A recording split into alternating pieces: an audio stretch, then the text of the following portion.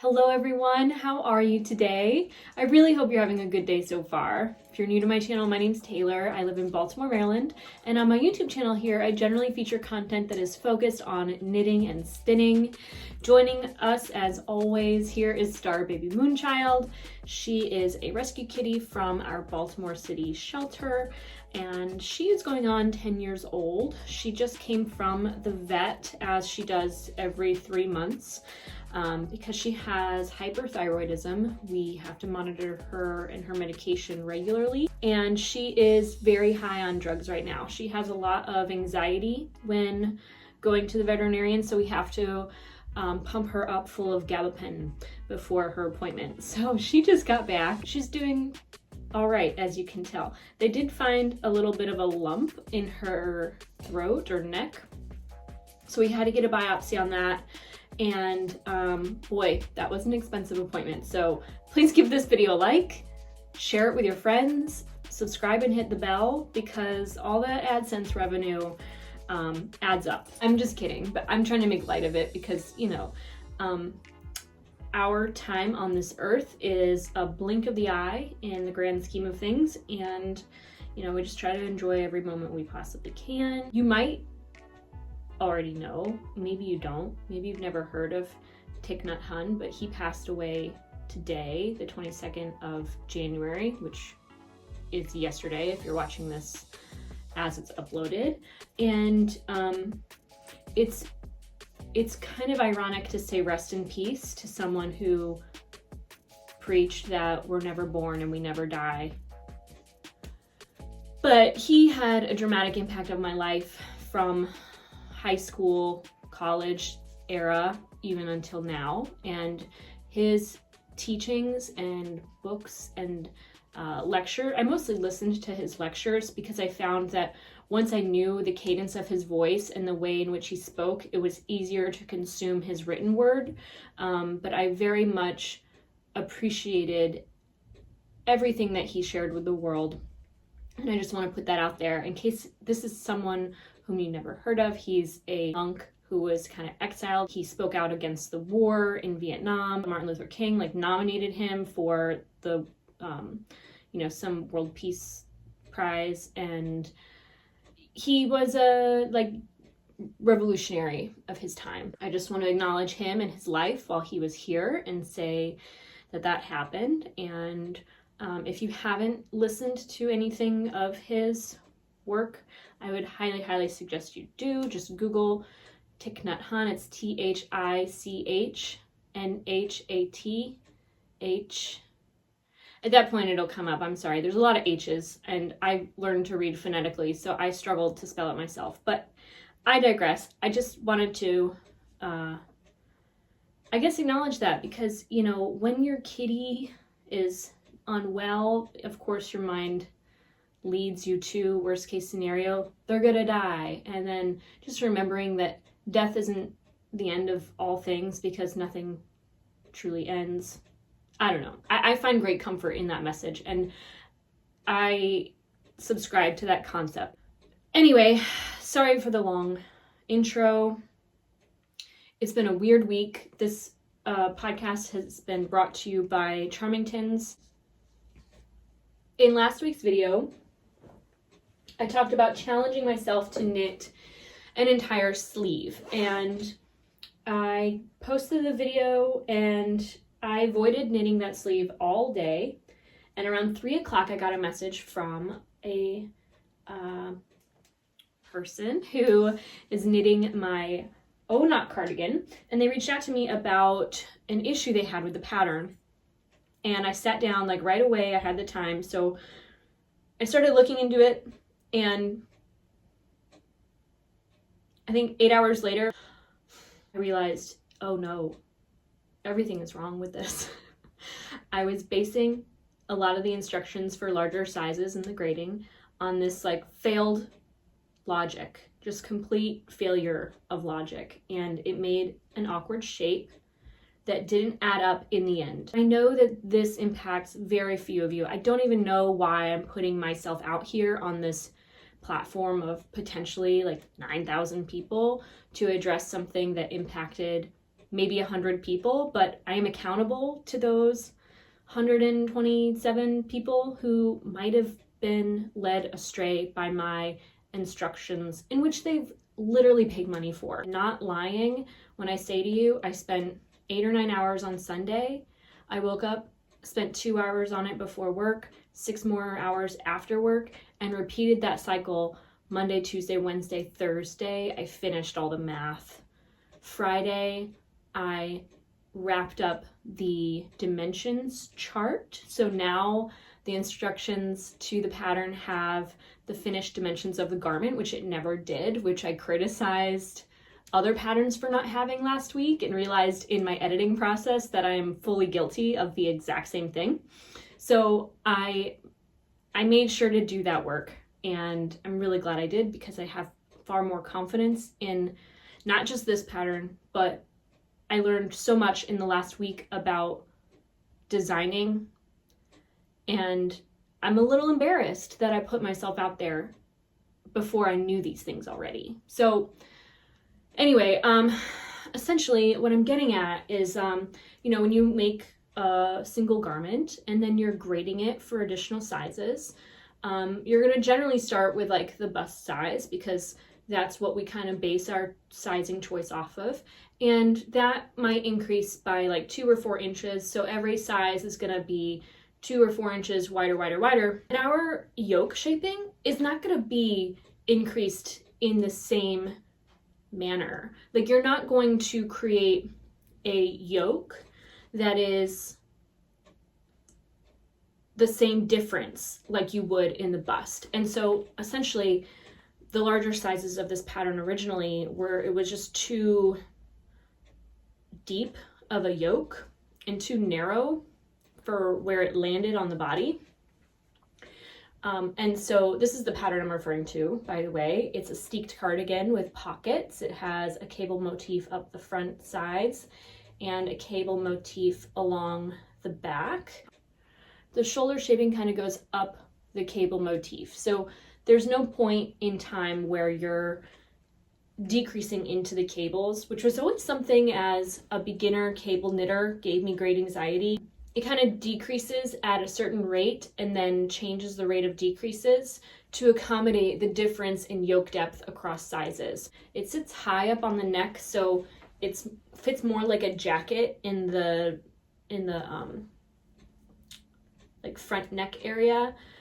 It doesn't sit like you know how this cardigan that I'm wearing, it sits like kind of where a crew neck would. This kind of sits like more like a jacket.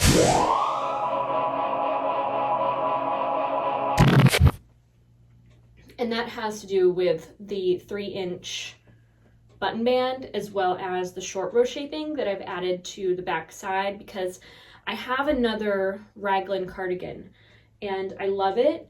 But one thing I don't love about it is it kind of falls down my back and shoulders a little bit. And I wanted one that really sits up nice and high. And so I incorporated short rows into something that has a raglan shaping so that would fit exactly how I wanted it to fit. And now with the yoke instructions rewritten for all sizes except for the original, I basically designed this sweater to fit me exactly, and I generally wear the smallest size in sweaters that are designed.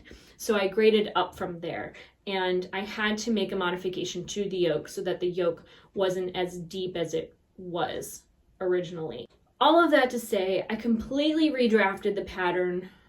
I added a little bit more waist shaping because it felt like it could be there. There was very minor changes to anything below where the sleeves and the body meet. So if anyone's working on the pattern right now, you can start at joining the two together and feel confident in moving forward. But I wanted to acknowledge the fact that that happened. It took a huge amount of time of my week, and because of that, I don't have much to show you all. I thought you might be interested in seeing how that kind of came to be. So I used the spreadsheet that I built here to put all my numbers in and use simple formulas to calculate everything as I do it. Basically, every single number that I have in a pattern is in this spreadsheet. And then here I have where each of the stitches are sitting among the round. I have different proofs where if I'm adding a pocket, how many stitches a knitter needs to work before they insert the pocket, and the yoke. So basically there's different types of decreases, different sizes work different repeats of each of those decreases, and I have these decreases here for reference. So that was what I did. It makes so much more sense than it ever did. I don't hate that part of it, designing. It's just that I hated that I didn't do it the first time, and it had to be done in order for me to, you know, feel comfortable not refunding everyone's money back. Like, you deserve a pattern that makes sense, and it's, you know, embarrassing to admit that you're an idiot sometimes and you think you know what you don't know. And the truth is, Taylor Owen, however many months ago in publishing that pattern, didn't know what she didn't know, and I know now, and I hope I made it up to everyone. I sent a message out to the purchasers of the pattern with the update yesterday and a coupon code for a free pattern, just to please forgive me for the delay in delivering accurate information. And that was my week. I tried to knit a second sleeve. I finished the first one, if I hadn't done that by last Saturday, and I have the second sleeve started. So again, my goal this weekend is to have the second sleeve knit. I wonder if I can try this on under. The sweater's kind of a really thin sweater, so I might be able to try this sleeve on over. Obviously it's gonna join somewhere here because I know it's like a deeper yoke sweater. So that's roughly what the sleeve is gonna look like. It doesn't have that drape I talked about my other sleeve having, knit in like the same general, you know, shapeless form. Shapeless meaning no shaping, just, you know, straight stockinette versus straight colorwork. The colorwork adds a little bulk. But I do like it. It's not bad. It's a little sporty. It's like a sporty look.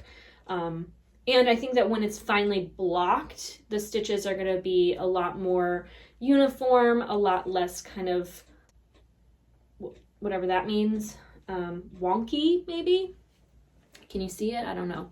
But yeah, once I wet block the sleeve, it's going to be a lot more neat and flat and professional looking. It is the softest yarn I've ever, I mean, I thought Elsa Wool's Cormo yarn was soft. I've referred to it as the softest yarn on the planet, basically, but I think that the Verdant DK yarn is even softer, and that's probably because it is a worsted spun yarn, whereas the Elsa wool is a woolen spun. So they're like equally fine fibers, but the worsted spinning of the yarn kind of holds the ends of the fiber in more, in a more like linear fashion. So there's a lot less friction on the skin. Loving this, and I didn't do what I said I was gonna do, which is knit the beginning of this sleeve identical to the first one I did with my 9-inch circular needles, and that's only because I finished the first sleeve and started the second sleeve while I was at work, and I didn't have those tools with me. I only had my interchangeable size 4s and 7s, so I just worked with what I had and made the best use of my time between tasks. So this is the very little bit of progress I've made since you've last seen me here on my channel. Haven't touched my other two works in progress. If you've been viewing my channel, you know that's the Slip Stravaganza and the Vare Pullover. I'm really looking forward to knitting the sleeves of the Vare Pullover. And that is all the knitting content I have to share. You might want to know a little bit about what I'm wearing. This sweater was made in Scotland and it was manufactured for a company based in Baltimore, which is like really cool to me because I love my OG, you know, original vintage flair and that local vibe. So anyway, I really love the fit of this. It is a set in sleeve. It's obviously machine knit. It has a side seam at the ribbing, little additional sewn in tag here. What's it say? Made in Hawick. This sweater has a really unique shape to it that I haven't yet made before or seen anyone design yet. I'm sure it's a more vintage look, but it is a set in sleeve. You probably can't see because it's such a dark color, but it is like a set in sleeve right at the edge of the shoulders here. So it has a join of the front and the back across the back shoulder. So it seems like the shoulder shaping is in the front side so that the shoulder seam sits behind the shoulders itself. And then there's a set in sleeve right at the edge of the shoulder with shaping to the body and the arm. And so it gives it like kind of an hourglass type of look because it's wider at the bust than it is the waist. And I really like the look of it. It's really comfortable. It's very soft. It seems like it's made with a worsted spun light fingering or like lace weight yarn. Just really, really love this sweater. It's so pretty, and it has this hand stitched embroidery there. Oh, she's really, really wanting to nap. So I don't have any new projects planned. There is a concept I want to swatch for soon and start charting. That's gonna take a little bit of research. I really just wanna keep working on this test knit and get it finished before the deadline. I want to knit the Gr8 pullover sleeves, which I know are going to take a fair bit of time because they have big balloon shaping and that's a lot of stitches. And then there's the Slipstravaganza shawl I'm still working on by Stephen West that is more than halfway done, I would guess. I know that the rows just get longer and longer and longer. That is it for this week's video of the Thread to Mend podcast. I want to thank you all so much for watching. If you haven't already, do please subscribe and hit the bell for notifications. If you like this video, give it a thumbs up. It really, really helps in growing my channel here on YouTube. And if you want to find me on social media, my name is Taylor E. Owen on Ravelry, Instagram, and Twitter. You can find me on TikTok as Taylor Knits. I hope you all have a wonderful day and that you take care.